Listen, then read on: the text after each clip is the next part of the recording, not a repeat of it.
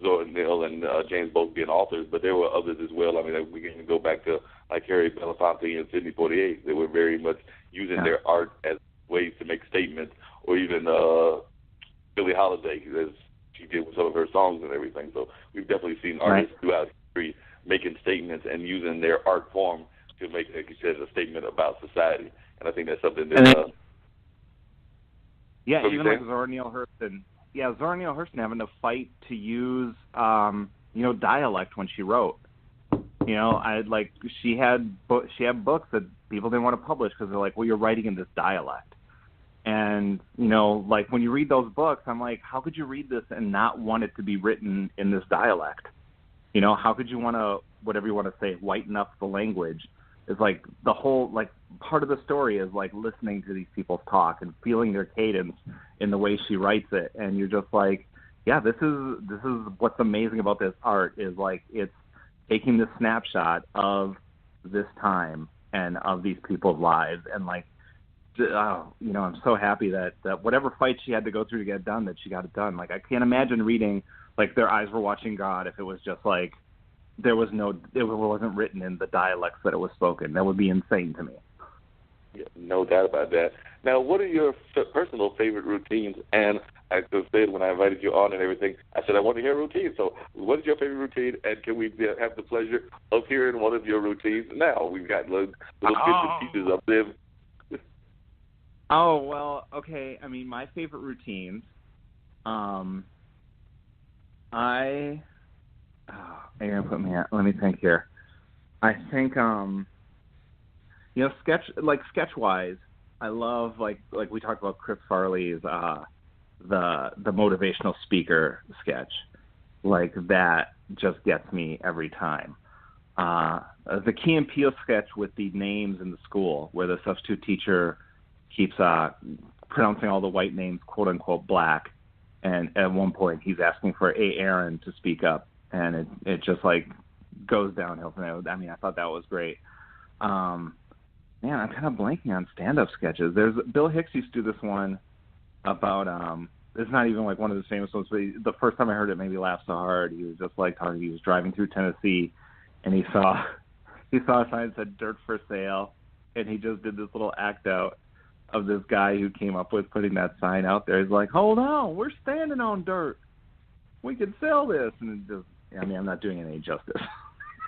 But I say like Richard Pryor, George-Carlin, I mean, those guys, I think, really changed the way that you do comedy, talking about your personally, anytime Richard Pryor, after he had his whole problem, he came back and talked about his, and was very personal about it. The part where he shot the car up and just told that story, and I feel like that really kind of changed. That was a huge step in comedy as art form. It kind of started with Lenny Bruce, who kind of went to jail for freedom for speaking his mind and quote unquote obscenity laws, and then Richard Pryor and George-Carlin kind of taking that even further, and Richard Pryor being very personal, and George-Carlin calling out society. The 7 words you can't say on TV is a great one. Something I'm doing. Improv-wise, I do this joke right now. I'm gonna what's the rating on this? I don't swear, but I do say something sexual. But basically, is that all right? Yeah, that's okay. Okay, I just want to be sure. Because most of the time this joke gets a huge laugh, and I told it once, and it didn't get a laugh, and I kind of had to dig myself out of a hole. But, I'm downtown Richmond, and I'm dressed up, and I'm looking good, and I'm going to a show, and I'm walking down the street, and I just hear someone say, "Work it, baby." And I stop, and I turn around. Usually in the audience, someone goes, "Woohoo!" And I'm like, hold your woohoos. And I turn around, and it's this 6-year-old kid.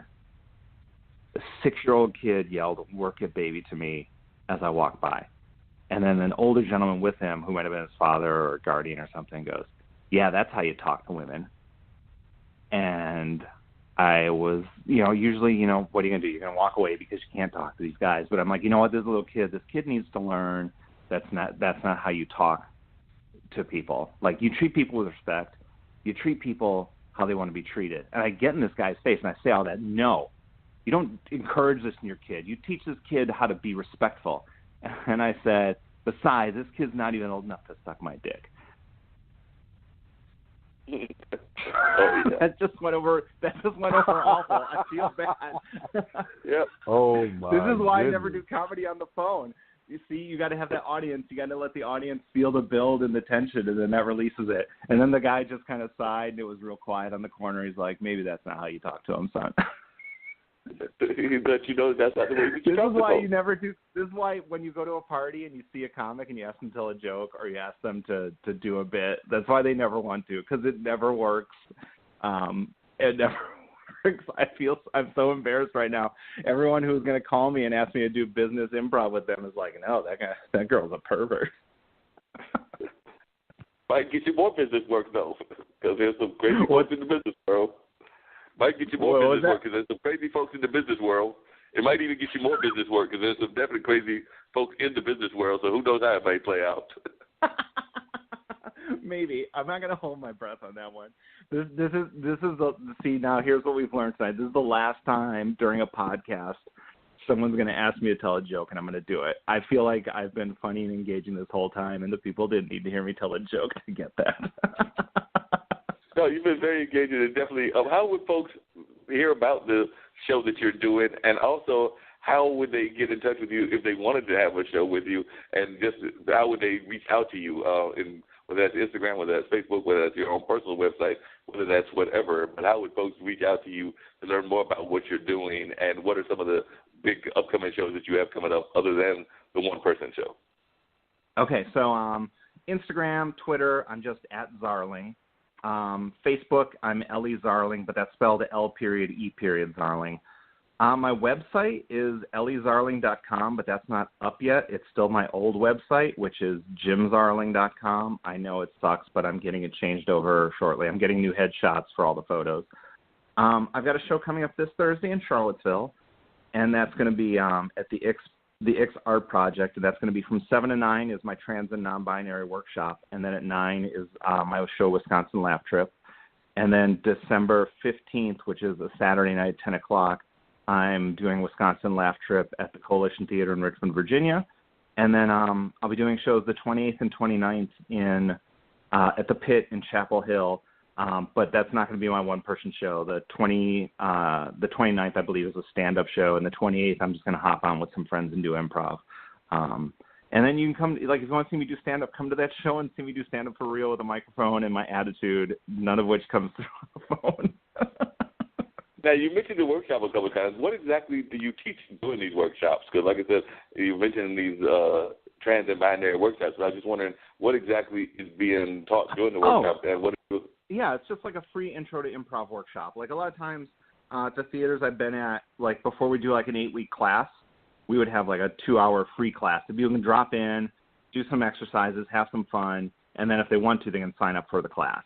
And so it's just like a 2-hour class. It's only for trans people and non-binary people. And it's really just to like be in a space where we're gonna have fun, and there's not going to be anyone there who's like looking side-eye at everyone and being like, "What's your deal?" But it's just an intro to improv, and we just do some exercises and have some fun, and kind of like it's also for me to get to know more trans people. Like I said, I'm kind of being my age and just coming out recently. I'm not really I'm really not as active in that community as I should be, and I'm working on that. And so it's a great way for me to teach, to reach trans people and kind of make that connection. And like I said, pass that flame on to them that improv is burning inside me, and like maybe get them going and thinking about how they can express themselves. But yeah, it's just an intro to improv class for trans and binary. Yeah. And what is your favorite, like we mentioned, Yes, I Am, but there are all these different routines, and this is not like the comedy that apparently did not go over all that well, but what is your favorite routine, improv routine? Because there's certain improv routines that I consider almost like standards. So do you have a favorite standard improv routine that is like, in your mind, your go-to routine, whether that's, the family at dinner or whatever? But I know that there are a couple of routines that people have as their standard go-tos? Okay. For my one-person show, I'm trying to think if there's one that I always do. One that I like to do for my one-person show is just he's called Bernie the Mediocre Elf. And it's basically Wisconsin Laugh Trip is like part made up stuff, and like I made up this legend. Like Bernie the Mediocre Elf is like, you know, when Christmas comes, you have Santa Claus who rewards all the good kids, and you have Krampus who punishes all the kids who don't get presents from Santa Claus. But Bernie the Mediocre Elf realizes that there are kids who are just whatever, and they don't deserve a ton of presents, but they also don't deserve to get beaten up by Krampus. And so I'll just go on stage with a sack full of mediocre gifts, and I'll talk to people in the audience, and I'll ask them what's the most mediocre thing they've done, and then I'll give them a present. And it's just kind of like goofy and weird, and like I love getting the audience involved. And so like just going to an audience member and saying, well, you look like you haven't done much this year. Tell us about that, you know, and then giving them like a blank CD case for their troubles. You know, I love doing so. Anything I can get the audience in. I like to shop for stuff. Like if I'm going to be in a town, I'll go thrift shopping. And I was out in California and found a luchador mask at a thrift store. And so I did this thing called the Luchador Life Coach. And I just put on this luchador mask and then asked people like who was having trouble and they needed life coaching. And one lady was, she was a legal aide or a legal, she worked in a law office. And she said she really wanted to be a costume designer. And so I just, in my character as the Luchador Life Coach, I asked for anyone in the audience who would need a costume designer. And like a couple people did, and one lady was a burlesque dancer, and they met after the show. And when I went back to California this year, the lady who ran the theater said that lady has been doing tons of costume designs around town. So maybe not only is it a funny bit, but it also changed someone's life. You managed to change somebody's life. That's a good thing. Now, we actually are in the Christmas season. I personally think the Christmas season starts way too early, like after Labor Day, but that's just my own personal opinion because sometimes you're right. It seems like we start getting in that Christmas mode as soon as Labor Day comes around and everything. But just out of curiosity, and this has nothing to do with the improv or the comedy, but you just brought it up with Bernard, the mediocre elf. What is the worst Christmas gift that you remember getting in your life, whether that was as a child, whether that was when you were married with your wife, whether that was in your current life or whatever? What's the worst gift that you remember getting or giving that you just sat there and you were going like, what the heck was I thinking? Okay, so we're gonna put aside everything my ex-wife gave me because that was just like disappointing stuff that wasn't thoughtful. But the one that really stood out to me was my first year after I got married. We went home and my parents had Christmas gifts for, you know, I have 2 little brothers and a little sister, so there's presents for all of us and there's presents for my wife. And my wife gets all this like an outfit and all this cool stuff, and all I got was a tool chest, like a not even a tool chest, but like something you'd keep like in your linen closet when you need like a hammer or a screwdriver. And that's what I got for Christmas was this gray plastic toolbox with like a hammer and a screwdriver and pliers in it. And everyone else is like all my little brothers and sisters are opening toys and stuff, and my ex-wife is opening up sweaters and outfits, and I'm just there with my tool chest. My one present from my parents is this gray tool chest, and I was like, oh, is this how it's going to be from now on? Wait a minute, I'm still trying to get over this fact of this tool chest. So you're telling me this wasn't even a full tool chest because it sounds like it didn't have the level and everything else. It only had like a hammer, a screwdriver, and maybe a couple of other like small elements. Yeah, so it was a toolbox of the most basic. You know where it is right now? My ex-wife has it. That's when I moved out, I just left it there. You let her keep it as part of the settlement. It's like, yeah, you can keep the tool chest. I don't need the tool chest. I didn't even think about it until we just started talking about it just now. Well, I can't talk. That's all right. I can't talk because I know about them thoughtless gifts and everything because I had one of those. It was actually, and I got called out on it because my dad and my younger brother and my mom, but I think it was a gift from my dad. It was around Christmas time, and I went to the stores, you know, doing that last-minute shopping thing, and I just went and grabbed a poster. And, like, it was not anything special about the poster. It wasn't anything great about the poster. And when I tried to give it to my dad as a gift, my dad looked at me